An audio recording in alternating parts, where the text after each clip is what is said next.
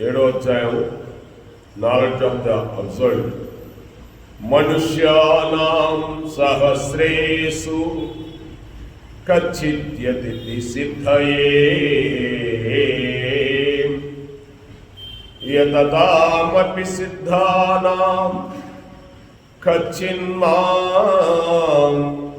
వేత్తి తత్వతకా కచ్చిన్మాం వేత్తి తత్వతకా.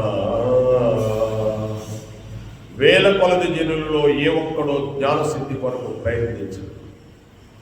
అట్లు ప్రయత్నించిన వారిలో ఒకానొకడు మాత్రమే నన్ను యథార్థముగా తెలుసుకోగలుగుతున్నాడు. పాంథ,